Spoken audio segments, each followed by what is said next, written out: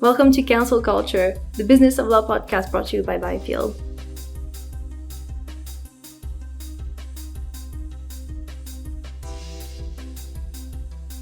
Welcome back to Council Culture, the Business of Law podcast. This week, after several months, Ben is back on the podcast. Hello, Ben. It's been a while. Hey, Meg. Good to be back. How are you doing? Yeah, I'm good. How are you? Well, I'm fine. I've had a nice holiday, and I came back this week to a whirlwind of busyness. But I was a bit gutted about the Euros final.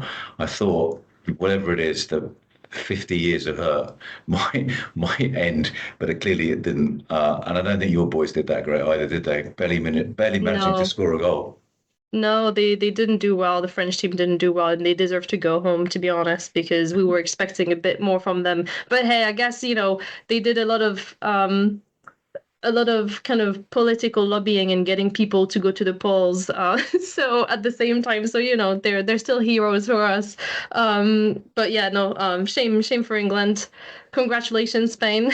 Yeah, absolutely. They were certainly the better team, and we sometimes talk about leadership, don't we, on this podcast and the influence that leadership has on firms. And I've although I like Gareth Southgate as a human being, I just thought tactically we were a bit inept through the tournament, too slow, too inflexible. And we did have the best group of players A we've ever had and B in the tournament, but we didn't manage to get over the line. Hey ho, back to business, eh? It is what it is. Maybe the next one. But before we get into kind of business of law stories, I think you wanted to discuss a little bit kind of the mood in the market around investments.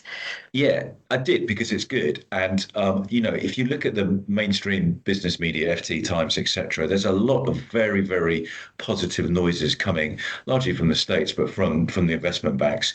Just as an example, I'm looking at a piece from a couple of days ago in the FT, looking at profits at Goldman. I'm going to read here. Profits at Goldman Sachs more than doubled in the second quarter as the Wall Street Bank reaped the benefits from an accelerating recovery in deal making. And I think that tells you that after the summer period, September is looking pretty positive for transactional lawyers, one would think. And it's not just Goldman that are doing well, the other big investment banks as well. I'll spare her blushes by naming her, but I had a coffee with the head of comms at a big firm a couple of days ago, and her husband is a pretty senior investment banker, and apparently he's the busiest that he's ever been. They're desperately trying to go on holiday in August, and it's not looking necessarily likely, which is sad. But it also reflects, I think, what I'm saying. So perhaps now that we have a government and with a clear agenda, and I have to say, Keir Starmer does seem quite statesmanlike, doesn't he? I think he scrubs up quite well as PM. We're looking quite positive. I think maybe I'm looking out the window here and the sun is shining, but it feels like we are certainly on the transactional side looking pretty positive for the rest of the year and beyond. And definitely law firm leaders here will be planning for that. And I think it's quite exciting from the point of view of recruitment and all the stuff that we've been reading about throughout the year around salaries and things. And I think law firms will grow. And I think the end of the year will be pretty good, particularly for the US firms here. Yeah, and to be honest, even just talking to partners recently from transactional practices and across the market, it feels like they weren't expecting too much out of 2024. They weren't sure what the mood would be this year, and they were hoping for things to get better, and they did. And I think for a lot of people, it kind of came as a surprise. And I think still going to be some uncertainty around the time of the US election across the market. But, once that's done, regardless of the result, I think 2025 will probably be a much better year as well. So I think hopefully, everything will stabilize and confidence across the world will kind of come back for investments. And private equity funds are looking to invest as well. There's a lot of dry powder. It's just that interest rates are so high. So hopefully once they come down a little bit, it should be a bit easier on the market. So an amusing but probably quite an important point for any of our regular BD and comms listeners that when deals pick up and M&A private equity lawyers get busy, trying to get things out of them in terms of PR, BD, CRM, anything becomes next to impossible. So the advice that we would give, if you want anything from a transactional partner in a big firm, now is the time to get it before September, I would have thought. For sure, 100%. Although I appreciate everyone's going on holiday every now and then over the summer, so Exactly. and the whole of Europe will be pretty much shut down in a couple of weeks' time. So It's too late. yeah. Anyway, moving on to the next story. Well, let's discuss kind of the Kirkland story that came out this week. So James, I think, had the scoop at Financial News, and really, really great story from a journalistic point of view. So basically, Kirkland and Ellis has approved a new policy around leaving partners. And so originally, just a bit of background, Kirkland pays its equity partners around 45% of what they make every year, and it holds back 55% until the next year. According to James's story, under the new policy, departing partners face having their accrued earnings retained by the firm. Now, my question is for how long? Is it forever, or is it just for a certain amount of time and longer than the usual? So obviously, further down the story, James writes that Kirkland has cut its notice periods for leavers from 120 days to 60 days, and the period that they wait for their capital to be paid back from 12 months to 3 months. So this is fascinating for many reasons. Ben, do you want to start with your thoughts on this? Yeah, so I think the first thing to say is I don't think Kirkland, unless I'm wrong, have actually confirmed this. So it is all slightly speculative, but I'm sure it's probably pretty accurate given that other publications have followed. But that aside, a couple of, I think, quite interesting points. One, I'm sure that most of our listeners will realize, but when you become an equity partner in any firm, but particularly a big US firm, you have to put a lot of cash in, and it's substantial, and it's people tend to forget that you don't just make equity partner and it's all suddenly big multi-million take home. You've got to speculate to accumulate. Also, Kirkland, I'm not judging for this, but I think everybody knows that they have a lot of salaried partners, and part of their model is they'll hire senior associates from other firms, badge them up as a partner. Reality is that they are salaried partners and they stay that for a while before becoming an equity partner. So I think my main thought is I understand it, and I don't feel necessarily critical. But in terms of that path of senior associates and junior partners and other firms coming in, are people going to think twice about going to a firm who are going to slightly hamstring them financially if they want to leave? I don't know, but it's a question. It's a question worth asking, and maybe the months and years to come will give us the answer. But it's definitely the biggest story of the week. For sure. Yeah, definitely the biggest story of the week. And, I get your point. I mean, I do think a lot of people, and I think that's true of most US firms that pay really well, even at the associate level. I think a lot of people that go into these firms are not planning to stay for long. And I think a lot of the people that, especially for Kirkland, when they hire someone at a partner level and their salaried partner, these people will know they only have basically 2 years to prove themselves. And then it's like either you make it to equity and then it's, cha-ching, or you're kicked out, essentially. Not kicked out, but like you leave at least. But even then, you still have Kirkland on your CV. You still got relationships with clients that you probably wouldn't have had at other firms necessarily in the same way. So I still think it's worth it for a lot of people, even if they don't stay long. It's still an attractive proposition.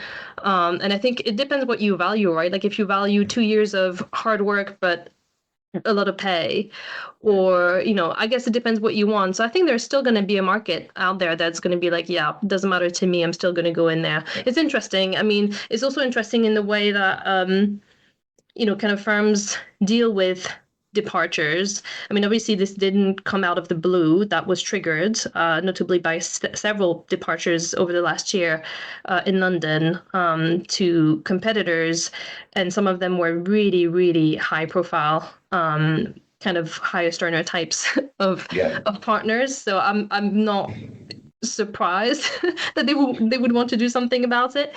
I thought it was also very interesting, maybe a coincidence, maybe not, but there was a law.com feature rather than a news story on bad departures, i.e., firms not necessarily behaving brilliantly with actually for business services staff in particular. That decide to leave to go to other firms. I thought it was quite an interesting read. A lot of it obviously was on background. I was particularly drawn to a person that's quoted as being a marketing executive, who I assume is actually a lot more senior than that, who spoke very interestingly and eloquently on some difficulties around partner behavior with people turning to leave. And certainly in my experience, indirectly, that is the case. Law firms are not necessarily that great at handling it when people go. And my own view on it is there are a lot of law firms. This comes up a lot, but in our weird and wonderful sector, there are well over 100 significant players. I don't think there's anything like that in other professional services industries. It's all personal, right? It all feels very personal sometimes when people leave, and that includes in the in the BD sense. And I think probably in other industries it's much more priced in. When you work either as a lawyer or as a business service staff or a secretary, you do make an emotional connection to the firm that you're in, and I think it's because of the culture of partnership, isn't it? Literally partnership. And people think that I assume there is a school of thought amongst partners that why doesn't everyone else literally buy into the firm like we do? And I think some of the stuff is a result of that. Yeah. Yeah, definitely. So yeah, interesting. I mean, it's also interesting to see kind of the strategies that people are kind of firms are using to kind of keep people around, and sometimes it kind of feels almost kind of, as you say, really personal. I mean, I've met partners recently who've told me that actually they had done their 6 months notice, which really never really happened before. It would happen once every blue moon for partners, and now they're holding them to that a bit more. It's just really interesting. In a merger situation, I was talking about that with a client. There's a lot of kind of thinking, and sometimes you see lots of people leaving before, during, and after a merger, and it turns out actually there's a whole strategy behind it, and the firm has thought about it and has picked the people that need to leave Right. before it happens. So it's actually really interesting how these things kind of turn out. So yeah. Let's move on to the last one of the day. So actually, let's start off with an outside of law story where basically that was in the Times this week, where Microsoft has laid off its inclusion and diversity team because it felt that the business had different needs, and they were not part of it anymore.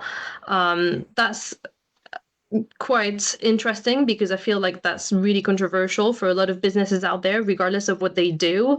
I think a lot of people will be really, really shocked at that decision, and it will have repercussions on the staff, obviously.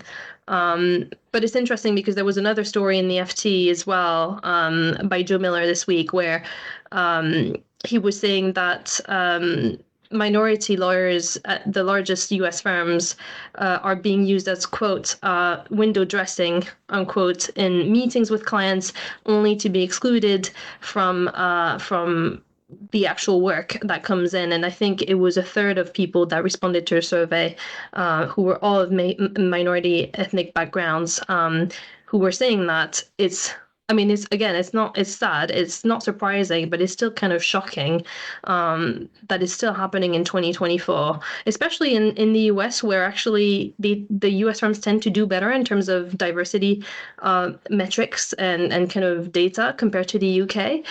So you would think that, if you're more inclusive of your staff in terms of retention and kind of progression and that kind of stuff in recruitment, that actually the work itself would be allocated according to that too, but clearly it isn't. So yeah, do you have any thoughts on that? Yeah, it's like, it is a social mobility story, but it's also one of optics, isn't it? Like, law, let's be brutally honest that, particularly big law firms, they're not diverse places yet. They certainly are more so than they were maybe 20 years ago. Certainly a firm that I'm going to name them, but work with, had one non-white partner at the time, and he would joke that he was always asked to be in every graduate recruitment brochure, whatever brochure, this brochure, that brochure, and he'd laugh about it. And looking back now, it wasn't funny. It was just sad. And this story today looks as if things have not necessarily moved on that much. And we're in a business where we pitch for work and we win work. The team that pitches for the work has to do it. It's disingenuous to, in some respects, to not do that. It's not only insulting, I think, to the people, but it's disingenuous to the potential client as well. But what I thought was interesting, that the first story you talked about, it's not a legal one, but it's super relevant to this, is that, and it is again leaked and not confirmed, but it looks like Microsoft has disbanded its D&I team, or its D&I team that are working on specific policies because they don't see it as business critical, and that is quite shocking, but also very much contradicts the sentiment in the FT story, doesn't it? Is the mood music. You have to look at Elon Musk, like him as not many do, or loathe him. He's basically says that D&I is the biggest sort of threat to business going forward, and the mood music does seem to be turning, doesn't it? Away from inclusion, away from DE&I. I'm not a social commentator, but certainly from reading the press this week, it feels a bit like that. So quite what will happen going forward, I'm not sure, but it's difficult. It's a very difficult issue, and not one that we can necessarily solve here. But it's absolutely right that we raise it and talk about it.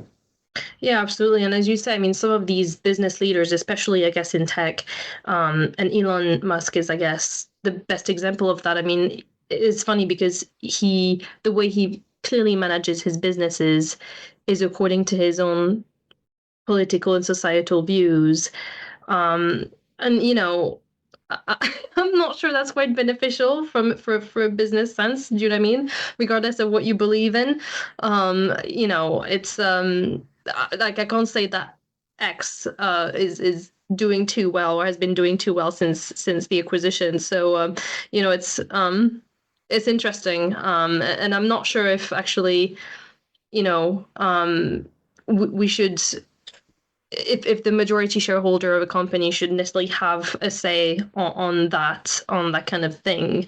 After all, a lot of these teams, whatever they do, whether they're whether that's the D&I team or HR or whatever, these are people that are experts in their own field. So I'm not sure a majority shareholder necessarily has that expertise. And I understand if you cut down numbers because your business is not doing well across kind of different departments, but I feel like when it's targeted as it is here for the Microsoft story, it feels like there's something else behind it, and I'm not sure that looks really good internationally, so and even internally actually, so I don't know, it's a tricky one to kind of go through, I guess. I'm not sure they were expecting anyone to actually report on it the way they did, or at least as widely as it was. So yeah, it's interesting. Yeah. But yeah, on that note, I think we'll end the podcast here. Thank you for joining me for the first time in 6 months? How long has it been? I think I was actually on more recently, but it certainly was a couple of months ago. So it's good to be back, and thank you for having me. Yeah, no problem. And to everyone, you can listen to us on Spotify and Apple Podcasts, and we'll be back next week for another episode. You've been listening to Counsel Culture, the Business of Law podcast brought to you by Byfield. Thanks for listening. Don't forget to subscribe and join us again next week, where we'll be discussing some more of the biggest stories in the legal sector.